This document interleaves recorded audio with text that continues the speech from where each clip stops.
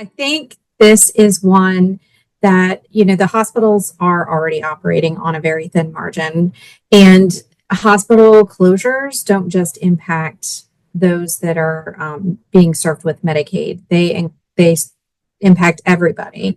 So when you talk about cutting Medicaid, you talk about decreasing services. There are some hard decisions that'll have to be made at hospitals, but it's not just there.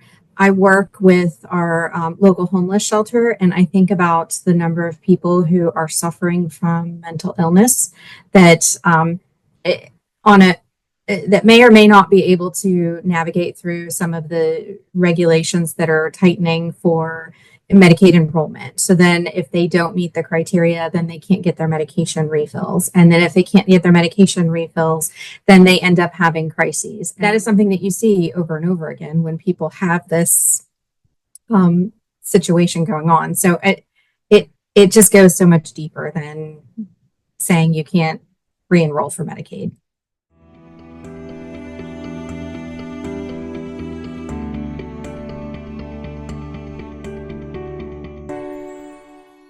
This question has been top of mind for both prior administrations and, probably for the last 20 years.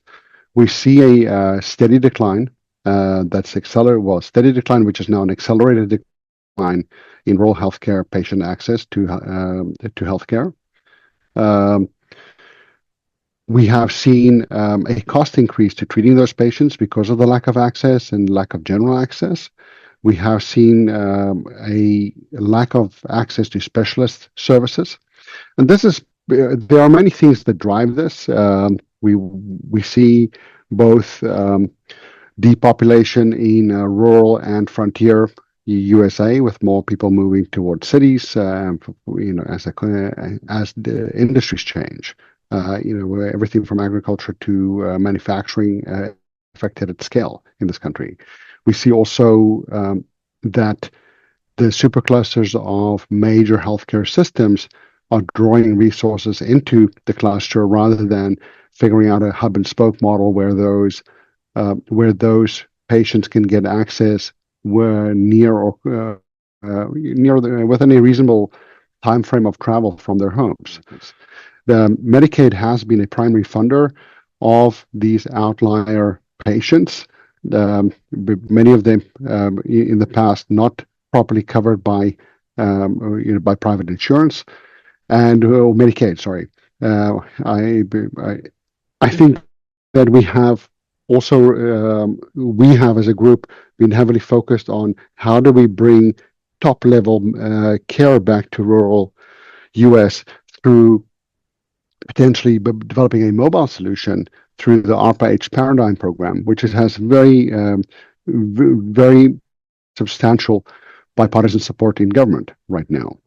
So I think there are many people thinking about this. It would be devastating for Medicaid to just be reduced or cut to the point where it's no longer effective in supporting 66 million people in the U.S. population, over 20%. And I think that we have not done enough to attack the problem, the problem at its root.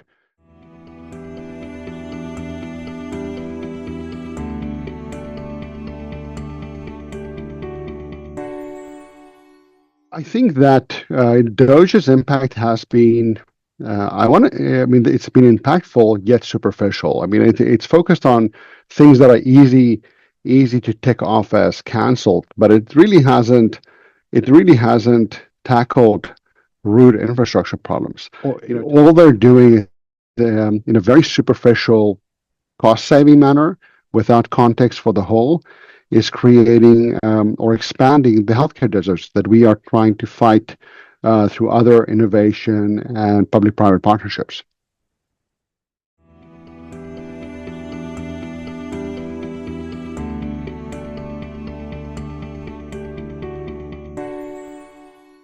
Overall, any regulations that are put into place without an infrastructure and any considerations will stress the system. And particularly that is magnified in rural areas where the systems are already stretched very thin.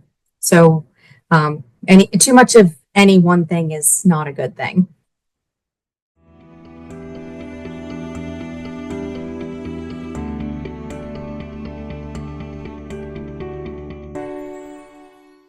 So there are several residents who use the exchange, like the Medicaid exchange program for their insurance. And these aren't people who will meet the threshold for traditional Medicaid. They're folks who have jobs where they're working, their insurance isn't offered through their employer. Services that we offer, such as a critical access hospital where I work, there are services that we offer that we bring to areas that have, I think we're about 78% Medicare and Medicaid. So if you start to cut any of the reimbursement there, then we have to start talking about cutting services. Again, making people travel outside of the community, waiting longer for appointments. It all has an effect on the overarching health and wellness of a community. We were already doing the work of ORHA before this year. And so there was already issues that ORHA was addressing. And some of those issues remain the same. Access to care. That is ultimately what we want to do, right, in our rural areas, is to increase access to care, whether that is in person or whether that is virtually.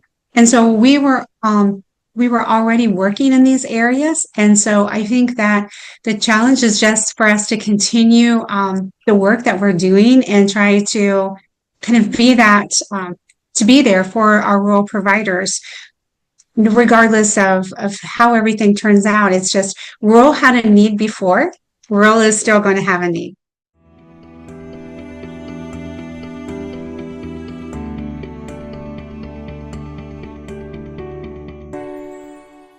Yeah, so the work that 10x Beta is doing with our page Paradigm is specifically looking at a research, it's a research conglomerate of 12 companies that are at the forefront of their respective areas of delivering technology, from healthcare systems like MGH and Huntsman and Homeward, very different groups all in 3 different states, to TA1, TA2 providers, which we are one, who are technology leaders and product leaders, looking at how we might develop a mobile fleet of care that would rival the best-in-class hospital experience at the rural and even frontier edge.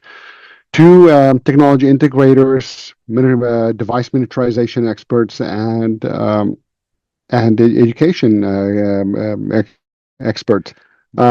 So it is very important to realize that the way that the U.S. economy runs is through smarter and more cohesive public-private partnerships for programs this big.